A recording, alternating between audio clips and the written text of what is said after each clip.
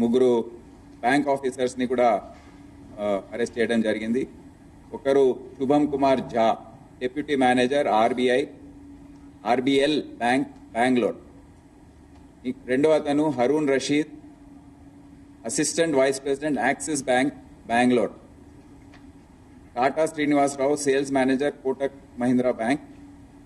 ఈ ముగ్గురిని కూడా మిగతా నేరస్తుల్లో వారిని అరెస్ట్ చేయడం జరిగింది. మొదటి కేసు 93 లక్షల ట్రేడింగ్ ఫ్రాడ్. ఇది భారతదేశంలోనే కాదు, నేపాల్ మరియు చైనా అక్కడ కూడా విస్తరించింది ఈ కేసు. దీంట్లో Shubham Kumar Jha, deputy manager, Arun Rashid, assistant vice president Axis bank, మరియు R Mohan, fabrication business owner, తీనియా బెంగళూరు. ముగ్గురు కూడా బెంగళూరుకు సంబంధించిన వారు ఈ కేసులో పూర్తి స్థాయిలో నిమగ్నమై ఉన్నారు, ఇన్వాల్వ్మెంట్ ఉంది. దీంట్లో ముఖ్యంగా ఏం జరిగిందంటే, ఎవరైతే విక్టిమ్ ఉన్నారో అతను ఫేస్బుక్ బ్రౌజింగ్ చేస్తున్న సందర్భంలో అతనికి ఒక వాట్సాప్ గ్రూప్తో తారసపడింది. ఆ వాట్సాప్ గ్రూప్ పేరు C105.BlackRock Capital Stock Mentoring group. అంటే ఇటువంటివన్నీ చాలా గ్రూప్స్, చాలా ఇటువంటి వాట్సాప్ గ్రూప్స్ కానివ్వండి, టెలిగ్రామ్ గ్రూప్స్ కానివ్వండి ఏర్పాటు చేస్తున్నారు ఈ ఫ్రాడ్స్టర్స్. దాంట్లో ఇటువంటి విక్టిమ్స్ని ఆకర్షించి దాంట్లో లాగుతున్నారు. సో ముఖ్యంగా అందరు గుర్తుపెట్టుకున్నది ఏంటంటే, ఇటువంటివి ఏది కూడా జాయిన్ కావద్దు. ఇవన్నీ ఫేక్ గ్రూప్స్. మిమ్మల్ని లొంగుపరుచుకొని దాని తర్వాత మోసం చేయడం అనేది దీని ఉద్దేశం. దీంట్లో ఎవరు కూడా ఇప్పటివరకు లాభపడలేదు. సో దీంట్లో అతను ఫస్ట్ అదంతా చూసి జాయిన్ అయిన తర్వాత అతనికి ఫేక్ కన్వర్జేషన్స్ ఉంటాయి. దాంట్లో మిగతా మెంబర్స్ కూడా అంతా ఫేక్ ఉంటారు. వాళ్ళు నాకు ఇంత ప్రాఫిట్ వచ్చింది, అంత ప్రాఫిట్ వచ్చిందని చెప్పడము. వీరు ఎవరైతే జాయిన్ అవుతారో వారు దానికి వారికి ఆకర్షణ అనేది ఏర్పడడం. ఆశ అంటే ముఖ్యంగా దీంట్లో గ్రీడ్, ఆశ ఏదైతే ఉందో అది మూల కారణం ఈ సైబర్ ఫ్రాడ్. సో ఇతను కూడా జాయిన్ అయ్యి ముందు 40,000 దాంట్లో ఇన్వెస్ట్ చేశాడు. 40,000 ఇన్వెస్ట్ చేసిన తర్వాత ఆయనకి ఇనీషియల్గా కొద్దిగా ప్రాఫిట్ చూపించారు. అది చూసి మురిసిపోయి ఇతను మళ్ళీ ఆశ పెరిగి దాని తర్వాత IPOs కూడా వస్తున్నాయి, దాంట్లో ఇన్వెస్ట్ చేయాలని చెప్పడం. కొద్దిగా ఇన్వెస్ట్ చేసిన తర్వాత అనుమానం వచ్చింది ఇతనికి.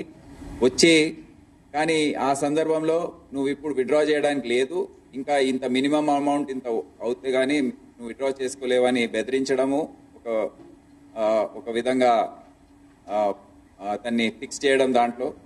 దాని తర్వాత నెక్స్ట్ ఫేజ్లో 93 lakhs అతను ఇన్వెస్ట్ చేశాడు. 93 lakhs చేసిన తర్వాత అది మాట పెరిగి మొత్తం కూడా అతను రియలైజ్ అయ్యేసరికి మొత్తం అమౌంట్ కూడా అతని అకౌంట్ అంతా బ్లాక్ చేసేసి ఏ ఫోన్ కూడా ఆన్సర్ చేయకపోవడం ఇదంతా జరిగింది.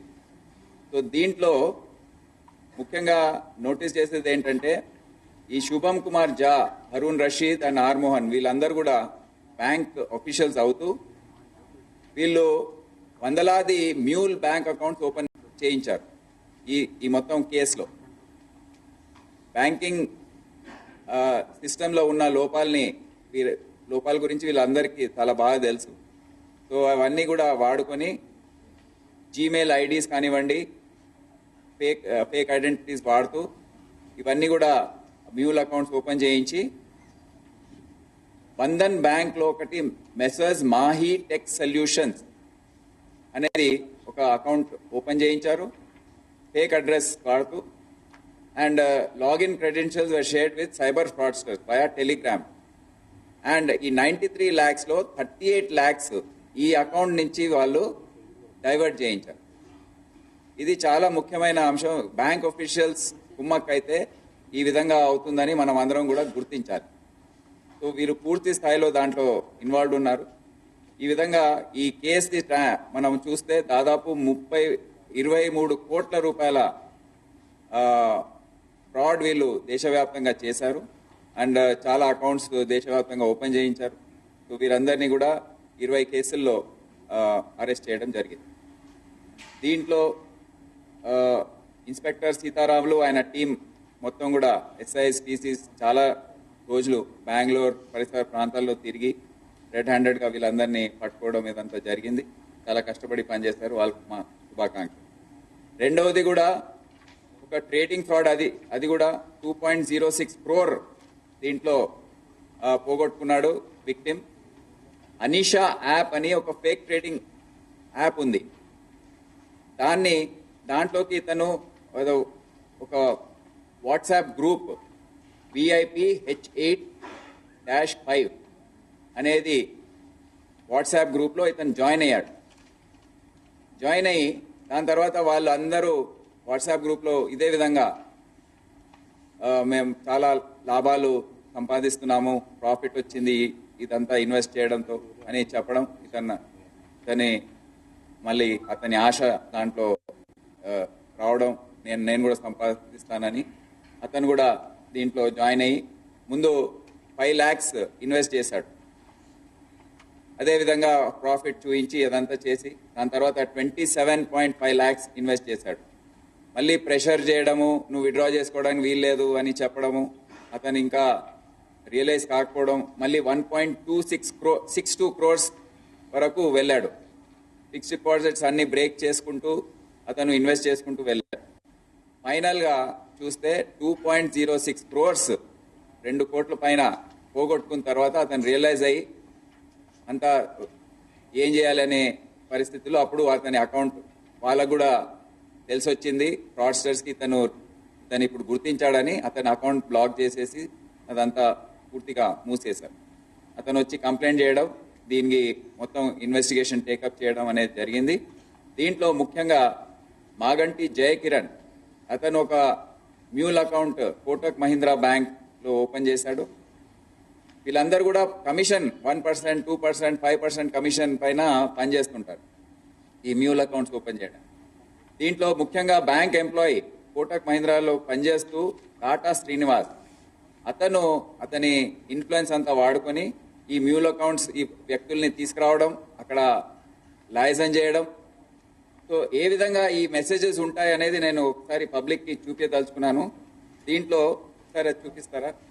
ఇటువంటి మెసేజెస్ వచ్చినప్పుడు మీరు దయచేసి అపీల్ చేస్తున్నాను పబ్లిక్కి, ఇటువంటి మెసేజెస్ కంపల్సరీగా ఇది ఫ్రాడ్ మెసేజ్, దీంట్లో ఎటువంటి నిజం ఉండదు. మీరు ఏ యాప్స్ జాయిన్ అయినా, ఏ గ్రూప్లో జాయిన్ అయినా ఇటువంటి మెసేజెస్ వస్తున్నాయంటే అది సైబర్ క్రైమ్ సంబంధించిన మెసేజెస్ అని మీరు ఇమీడియట్గా గుర్తించాలి.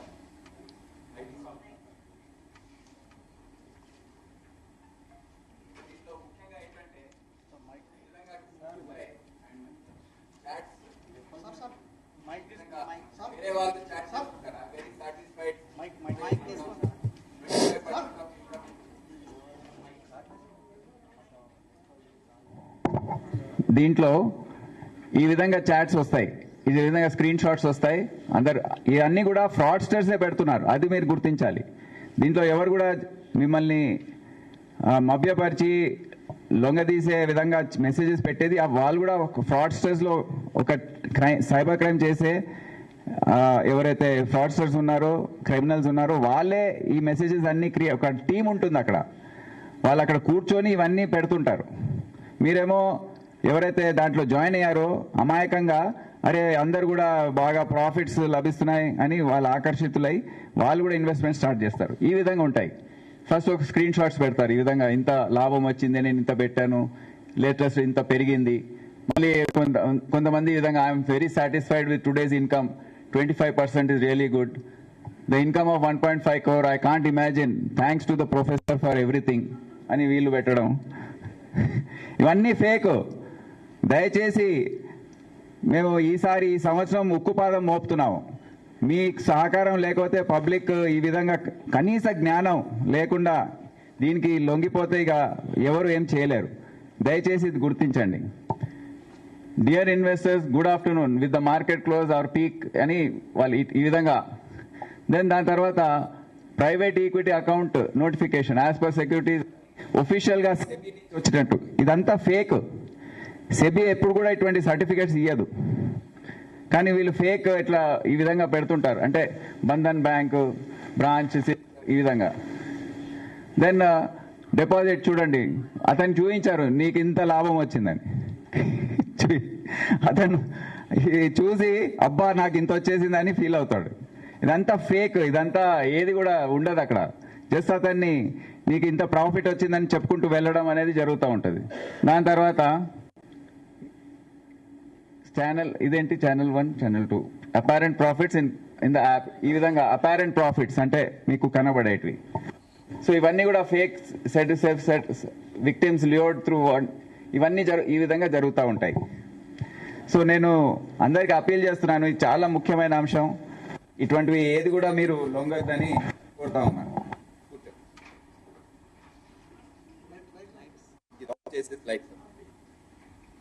ఇదే కేసులో మొదటిసారిగా మొహమ్మద్ జునేద్ అనే వ్యక్తిని పట్టుకోవడం, అతను క్రిప్టో కరెన్సీగా ఈ క్యాష్ అంతా ఏదైతే డైవర్ట్ అయ్యి వస్తుందో అది క్రిప్టో కరెన్సీగా మార్చడం అనేది అతను చేసే ఎంఓ అది. సో అతన్ని ఫస్ట్ టైం USDT టెథర్ అనే క్రిప్టో కరెన్సీ సీజ్ చేయడం జరిగింది. ఇదే కేసులో క్యాష్ కూడా రెడ్ హ్యాండెడ్గా క్యాష్ కూడా పట్టుకోవడం అనేది జరిగింది. సో ఆ విధంగా ఈ కేసు చాలా కీలకమైంది. దీంట్లో మన ఆఫీసర్స్ మధులత, వినయ్ కుమార్, SI అభిషేక్ చాలా కష్టపడి పనిచేసి దీన్ని పట్టుకోవడం జరిగింది. మూడవ కేసు డిజిటల్ అరెస్ట్ కేసు. ఇది మన సిటీలో పేరుగాంచిన డాక్టర్ కపుల్, వీళ్ళు డీటెయిల్స్ చెప్పలేము, కానీ వారు కూడా దీంట్లో మోసపోయారు. టెలికాం డిపార్ట్మెంట్ నుండి వారికి ఫోన్ వచ్చింది, నేను టెలికాం డిపార్ట్మెంట్ ఆఫీసర్ మాట్లాడుతున్నాను, ఈ విధంగా మనీ లాండరింగ్ కేసులో మీరు ఇరుక్కున్నారు, స్కైప్ కాల్ని అంతా బెదిరించిన తర్వాత స్కైప్ కాల్గా కన్వర్ట్ చేసి ఢిల్లీలో ఒక ఫేక్ IPS ఆఫీసర్ని పెట్టి అక్కడ వారికి అతనికి యూనిఫామ్ ఈ విధంగా యూనిఫామ్ వేసి అతని పక్కకు ఇద్దరు ఆఫీసర్స్ని కూర్చోబెట్టి ఇది చూడండి మీరు దీంట్లో ఇది దేశ ద్రోహం, ఇది మీరు చేసింది, మీరు డాక్టర్స్ ఈ విధంగా ఎట్లా చేశారు అని వారిని భయపెట్టించడం. దాని తర్వాత వాళ్ళని నమ్మించడానికి ఒక fake order chief justice of India justice Chandrachud గారి పేరు మీద ఒక ఫేక్ ఆర్డర్ కూడా తయారు చేసి వారికి పంపించారు కన్విన్స్ చేయడానికి. ఎంత దూరం పోతున్నారు చూడండి. ఫార్వర్డ్ చేసి ఇక దాని తర్వాత వాళ్ళు కొద్దిగా అరే ఇది నిజమే ఉండొచ్చు, ఏదైనా అంత చెప్తున్నారు, ఇంత యూనిఫామ్ IPS ఆఫీసర్లు చీఫ్ జస్టిస్ ఆఫ్ ఇండియా పేరు చెప్తున్నారని భయపడ్డారు. భయపడిన తర్వాత ఇదంతా మీరు బయటపడాలంటే ఫస్ట్ మీరు మనీ డిపాజిట్ చేయాలి, రిటర్న్ చేస్తాము, మీరు మీ కేసు మీ పేరు క్లియర్ అయిన తర్వాత అదంతా రిటర్న్ చేస్తాము, మీరు భయపడకండి, ఇనీషియల్గా అయితే మీరు డిపాజిట్ చేయాలని చెప్పడం జరిగింది. సో లేకపోతే మీ భర్త మీ కొడుకు ఇద్దరు కూడా డేంజర్లో ఉన్నారు, వారు మళ్ళీ పోలీస్ ఏం చేస్తుందో మాకు తెలియదు, ఆల్రెడీ కస్టడీలో ఉన్నారు, ఈ విధంగా చెప్పడం జరిగింది.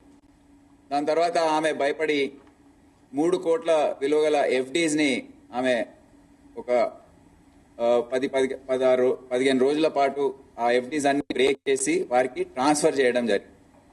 ట్రాన్స్ఫర్ చేసిన తర్వాత వారు అంతా ఇక ఈమె ద్వారా లేదని తెలుసుకున్న తర్వాత దాన్ని మూసేయడం, బ్లాక్ చేయడం అదంతా జరిగింది. వారంతా అప్పుడు రియలైజ్ అయ్యి మా దగ్గరికి వస్తే కేసు నమోదు చేసుకున్నాము. దీంట్లో టీం వెళ్ళింది, మధుసూదన్ రావు ఇన్స్పెక్టర్ ఆధ్వర్యంలో team, SI Mahipal, Maheshwar Reddy HC PCs ఒక పెద్ద టీం అక్కడ వెళ్ళి హర్పాల్ సింగ్ గుజరాత్లో, అహ్మదాబాద్ గుజరాత్లో హర్పాల్ సింగ్ మరియు సయ్యద్ అయూబ్ భాయ్ వీరిద్దరు సూత్రధారులు, వీరిద్దరిని పట్టుకోవడం జరిగింది. ఎందుకంటే డిజిటల్ అరెస్ట్ కేసుల్లో అరెస్ట్ చేయడం అనేది చాలా తక్కువ, ఇది రేర్ కేసెస్ అన్నమాట. వీరిని పట్టుకుని అక్కడ లోకల్ కోర్టులో ప్రొడ్యూస్ చేసి ప్రొడక్షన్ వారెంట్స్లో ఇక్కడ తీసుకురావడం జరిగింది. సో దీంట్లో mobile phones 2, debit cards 4, cheque books 1, ఈ విధంగా ఆ మెటీరియల్ అంతా మీరు చూస్తున్నారు సీజ్ చేయడం జరిగింది.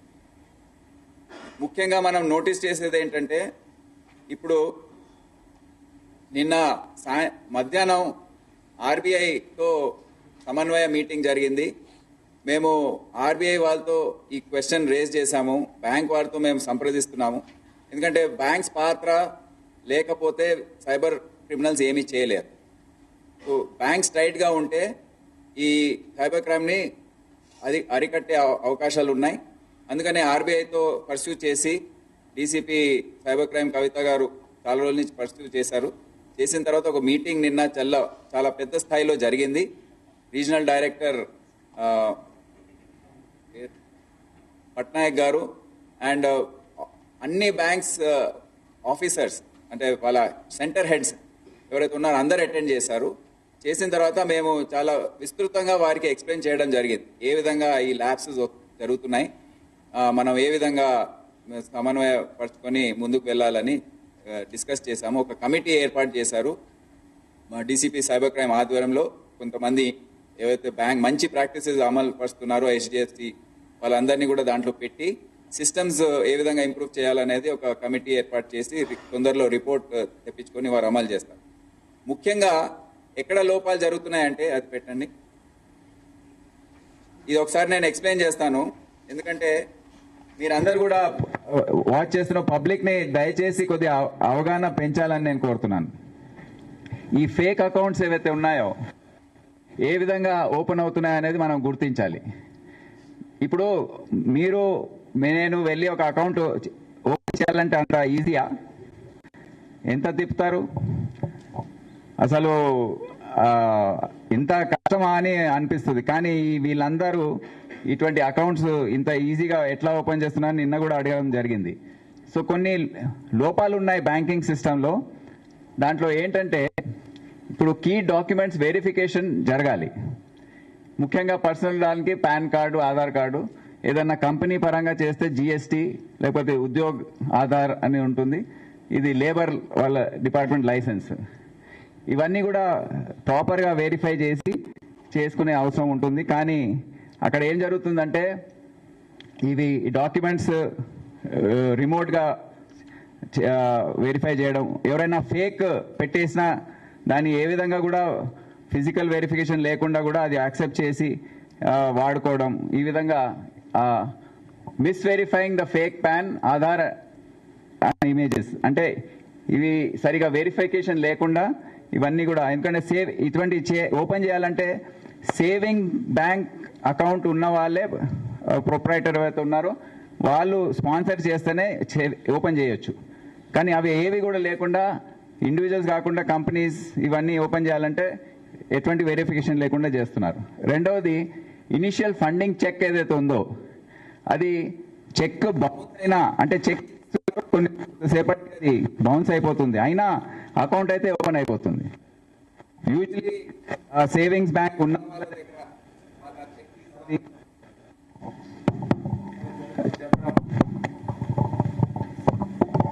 ఇది జరగాలి. సో అందుకే ఈ ల్యాబ్సెస్ ఒకటి చాలా పెద్ద ఎత్తున జరుగుతున్నాయి. ఎంటిటీ ఫిజికల్ వెరిఫికేషన్ జరగాలి. అంటే ఎవరైనా ఫర్ ఇన్స్టెన్స్ అకౌంట్ ఓపెన్ చేశారనుకోండి, చేయదలుచుకున్నారు, వారి ఇంటికి వచ్చి వెరిఫై చేయడం అనేది జరుగుతుంది యూజువలీ. కానీ ఇక్కడ ఫిజికల్ వెరిఫికేషన్ లేకుండా కూడా వాట్సాప్ ద్వారా, రిమోట్ ద్వారా ఈ అకౌంట్స్ ఓపెన్ చేస్తున్నారు. కస్టమర్ ప్రీ విజిట్ ఫామ్ అనేది కూడా చాలా కీలకమైంది. సో ఇది కూడా ఇంటర్మీడియట్స్ అంటే వాళ్ళు ఫిజికల్గా వాళ్ళ అసిస్టెంట్ మేనేజర్ ఆ స్థాయిలో వాళ్ళు వెళ్ళి చేయాలి. కానీ వర్క్ లోడ్ వల్లనో లేకపోతే టార్గెట్స్ ఉండడం వల్ల వాళ్ళు చెప్పేది ఏంటంటే మాకు చాలా ప్రెషర్ ఉంది, మాకు టార్గెట్స్ ఉన్నాయి, ఇన్ని అకౌంట్ ఓపెన్ చేయాలి అని చెప్తున్నారు, మేము ఏ విధంగా చేయాలి, మాకు ఇంకా వేరే దారి లేదు, మేము ఇంటర్మీడియట్స్ని వేరే వాళ్ళని పంపించి వారి ద్వారా చెప్పిస్తున్నామని వాళ్ళు చెప్పడం జరుగుతుంది మాకు ఇంట్రాగేషన్ టైంలో. సో ఈ ల్యాబ్స్ ఒకటి ఉంది. 3 days process for entity BGV. Targets meet చేయడంలో 1 day, హాఫ్ డే, 1 hourలో ఇచ్చేస్తున్నారు. ఇది welcome letter by bank to entity, manipulation of delivery addresses intercept చేయడం, వెల్కమ్ లెటర్స్, ఇవన్నీ OTPs. సో ఇవన్నీ కూడా వాళ్ళు మధ్యలోనే ఆ అకౌంట్స్, దాన్ని వచ్చే లెటర్స్, ఇవన్నీ కూడా ఆ ఫ్రాడ్స్టర్ ఎవరైతే ఉన్నారో అతనే ఇంటర్సెప్ట్ చేసి అవన్నీ తీసుకోవడం, వీళ్ళ కమిషన్ ఇచ్చేయడం, ఇదంతా జరుగుతూ ఉంది.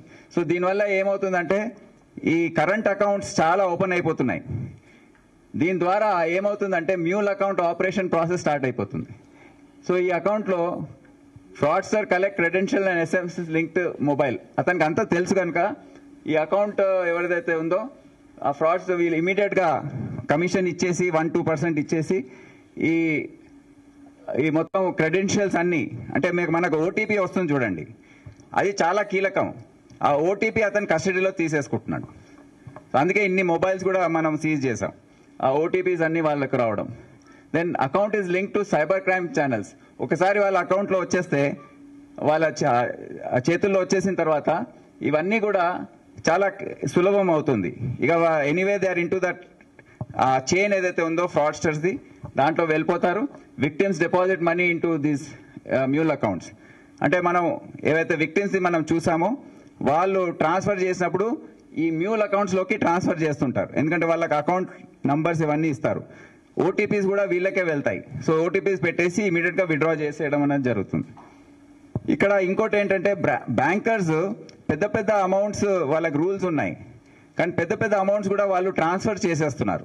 చెక్ చేసుకోకుండా, అనుమానం వ్యక్తం చేయకుండా వాళ్ళు ఎంత పెద్ద అమౌంట్ అయినా ట్రాన్స్ఫర్ చేస్తున్నారు. అదో పెద్ద లోపం నిన్న పాయింట్అవుట్ చేయడం జరిగింది. Fraudsters use internet banking from locations like Dubai and Hong Kong. So ఇక ఒకసారి దీంట్లో వచ్చేసిన తర్వాత ఇది easy, funds are moved, remit, ఫార్డ్లాండ్, దెన్ దాంట్లో క్రిప్టో కరెన్సీలోకి మార్చేసి ఇన్ఫార్మల్ ఛానల్స్ ద్వారా ఇది మొత్తం ఫైనల్ బెనిఫిషియరీ ఆ ఫ్రాడ్స్టర్ ఎక్కడో దుబాయ్లోనో, చైనాలోనో, లేకపోతే వియట్నాంలోనో కూర్చొని ఉంటారు. సో వాళ్లకు ఇది వెళ్ళిపోతుంది.